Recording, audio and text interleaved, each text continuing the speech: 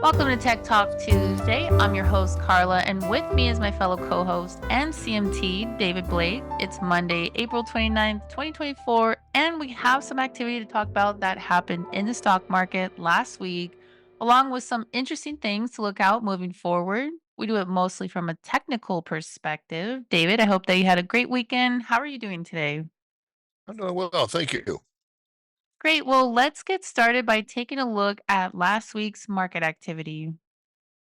Okay, well, we had a nice snapback last week in the market. In fact, for the Nasdaq, I think it was the strongest week of the year up to date for that. We had it would have actually been quite a bit better, except I think it was on Thursday or so we ended up having Meta Platforms drop 16% at the open and finish up down about 10%. Otherwise, hell, the Nasdaq might have been up 5%.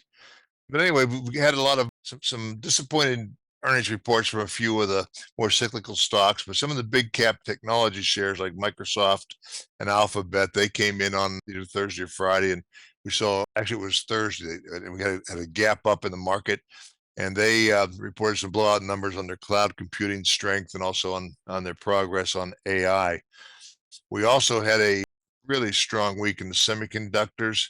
The Philadelphia Semiconductor Index now is up 9.9% off of the previous week's low. That's 10% move and something like that is unbelievable. A lot of that was, of course, Lam Research, NVIDIA, AMD, the usual culprits, and that one even being up almost 10%, and that's with Intel going down probably what they were down. I think they were down something like 6 or 7%, and of course they're a big part of the Philadelphia Semiconductor Index. So it was a pretty impressive week with a few minor blips in there that kept it from really blowing out things. Okay, we had a couple things that caused that rebound. Number one, we saw the Q1 GDP came in lower than estimated. It came in at 1.6% for the quarter, and that's down from 3.4% in the fourth quarter of 2023. Estimates were around 2.5%. The reason that was good was because that caused rates to kind of tick down a little lower. As we've been getting the inflation data coming in, we've been seeing rates tick up. That's not really good for the market at this stage. We kind of wanted to see it kind of maybe flatten it out. Investors and analysts are kind of coming to terms with the fact that rates are going to stay higher for longer. Even today, there's some of the Fed officials talking about that we may only get one rate cut if we get that. I still kind of think because of the political season, it's not supposed to be political, but I do think we'll probably get one in September just to help the sitting president. That's usually what happens. And okay, now we did get a jump in inflation, that GDP. We saw the quarterly PCE came in at 3.7, and that was above expectations for 3.4. That kind of rattled investors a little bit, and we did briefly get 2-year Treasury picking up above 5%.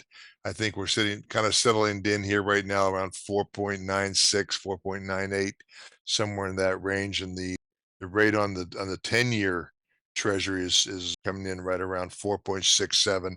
They're kind of remaining kind of steady in here.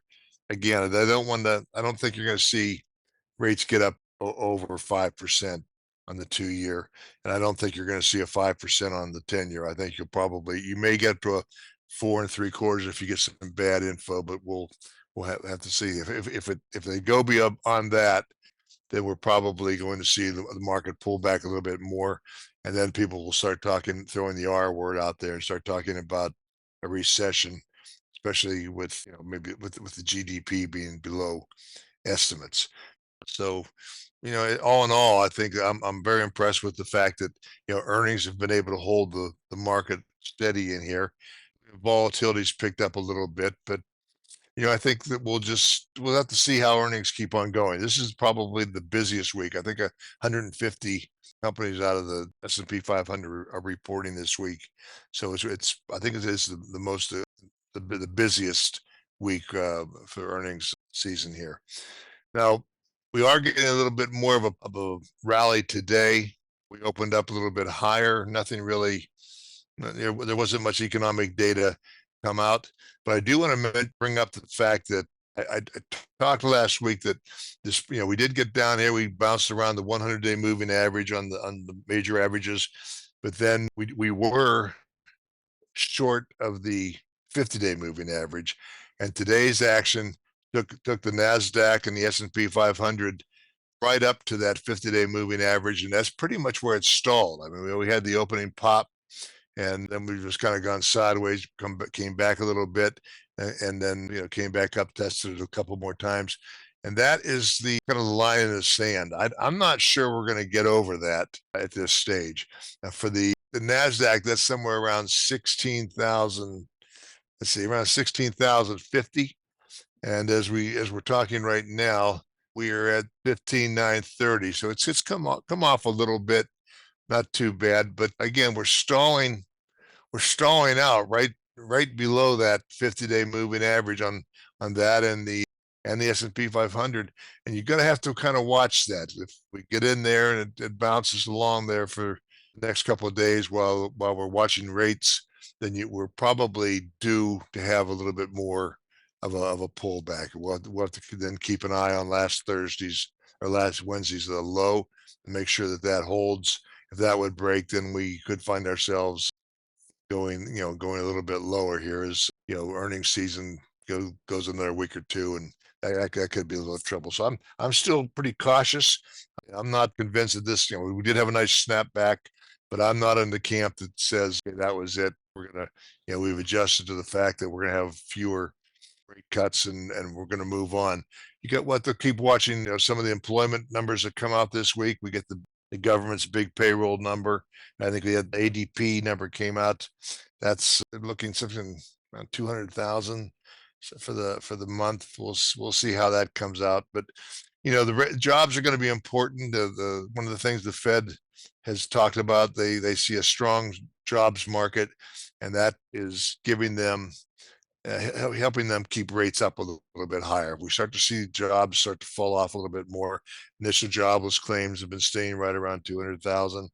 As long as that stays fairly steady, I think rates will stay where they are for a little bit. If we don't get through the 50-day moving average, and you can find that on the charting package on Market Edge, you look up ONEQ is the Nasdaq, SPY is the S&P 500, that's the ETFs, and DIA is the diamonds for the Dow Jones. So keep an eye on that. If you do see the major averages go above that, break that resistance level, and then keep on going, that just means that obviously the Federal Reserve was a little bit more dovish than what the market thought it was going to be. And how is the underlying market breadth doing? Underlying breadth last week was positive. Nothing great, but it was positive. And for the first time in a few weeks, we had the NYSE have more new 52-week highs than new lows. Nothing big. I mean, we were making 522 new highs a month ago. That last week we made 154 new highs. The week before that, we only made 45 new highs. So, and not quite as strong. The Nasdaq, same thing. We're still around 100, 150 on the new highs, but 2 weeks ago we had 627 new lows on the Nasdaq. That was where we were down for a second week, and 5 out of the last 6. Last week we had 417 new lows versus 167 new highs. So, that just means we don't have a lot of leadership out there, but general stocks are being bought on the dips. That's why you're seeing these, the AD lines moving up a little bit higher. And how are we looking for investor sentiment?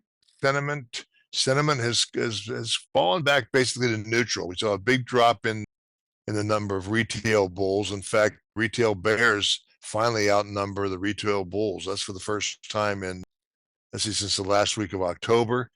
And then we're seeing pros with the percentage of bullish investment advisors that dropped from a 3-year high of 62.5% just a month ago down to a neutral 46.2. So you're seeing a big drop off in that.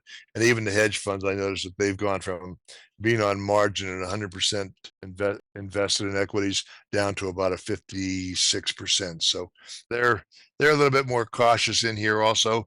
Remember the old Wall Street adage that, sell in May and go away. that's liable to come back up, especially if we start talking about again moving out any kind of rate cut out to September or even later. That's probably going to the market's probably going to struggle to make too much progress on that. So something to watch. Again, the line in the sand to me is whether or not the major averages can cross above that 50-day moving average and hold it. Just as you go home tomorrow and you see it close above that, you don't want to say, okay, that's it. We're heading going to new highs. You got to give it a couple of days just to see if it's going to be able to hold that resistance level before you jump in and start buying things.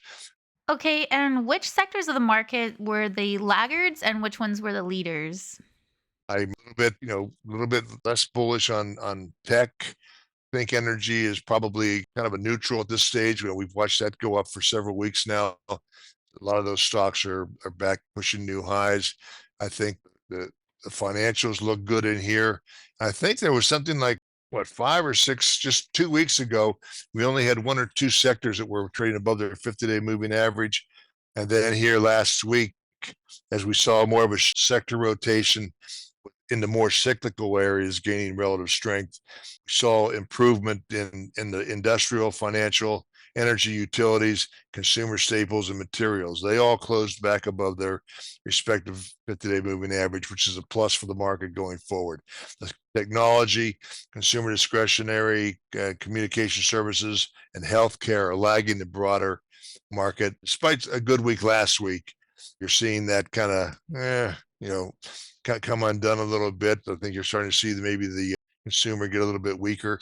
Today, you're going to see a big spike in XLY, the consumer discretionary. That's because Tesla's jumped 15% on the fact that China is okaying their self-driving platform over there, which is a big plus for the company.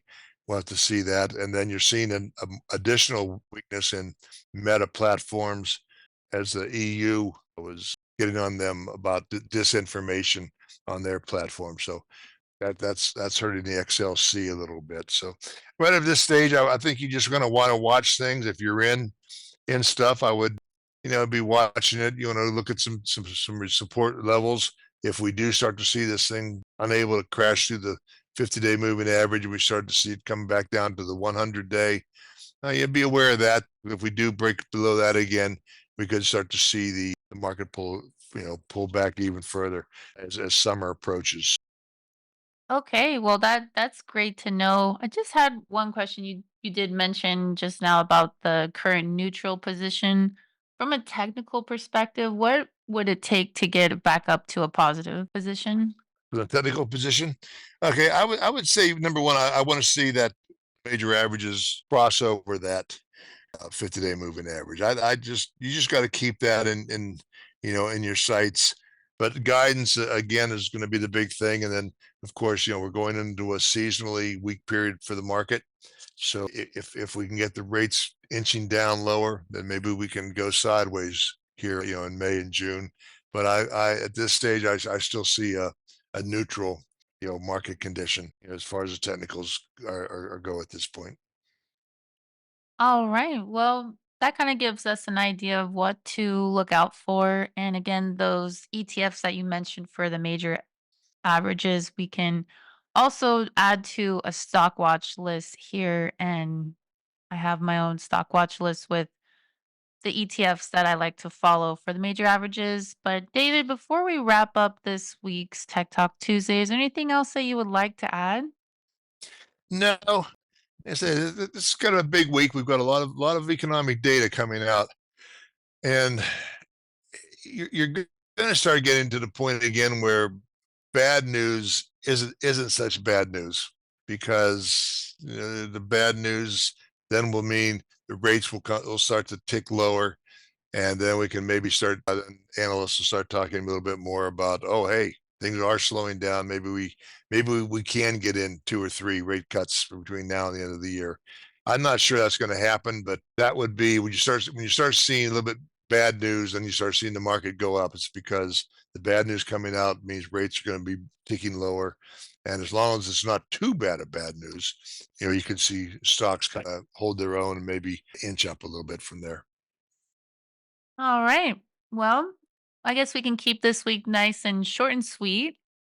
David, thank you for all of the great information as usual. We'd like to take a moment to thank all of our listeners, all of the new listeners, and all of our listeners that have been with us for many years. Thank you for staying tuned, and you guys can catch us again next week.